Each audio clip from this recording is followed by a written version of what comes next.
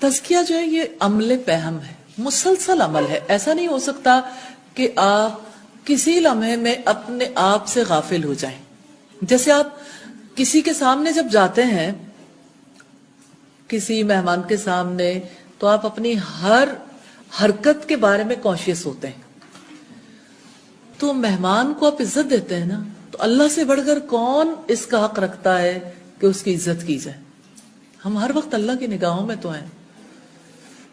اس لیے ہر وقت اپنی طرف توجہ رکھنی، کوئی بات ایسی نہ ہو جائے، کوئی نظر ایسی نہ پڑے، کوئی بات ایسی نہ سنے. کیونکہ لوگوں کے درمیان تو بہت سارے لوگ مسلمان ہوتے ہیں، تنہائیوں کو مسلمان کرنے کی ضرورت ہے. جب کوئی سامنے نہیں ہوتا تو رب تو سامنے ہوتا ہے. تو یاد رکھیے گا، یہ جو رب کی نظروں کا شعور ہے نا، اور رب کو اپنے سامنے امیجن کرنے کا معاملہ ہے، یہی زندگی کو پاک کرنے والا ہے.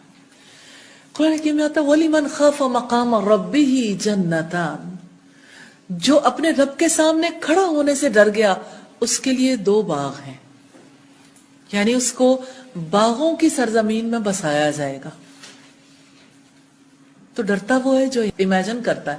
تو یہ تخلیقی اسلوب ہے نا کہ اپنے آپ کو اپنے رب کے سامنے محسوس کریں، اپنے رب کو اپنے سامنے محسوس کریں، اور اپنے رب کی نظروں کو اپنے اوپر محسوس کریں. یہی عمل کی کوالٹی کو بڑھانے کے لیے، بہتر بنانے کے لیے آپ کے لیے ہیلپ فل ہوگا. اللہ اکبر، اللہ اکبر.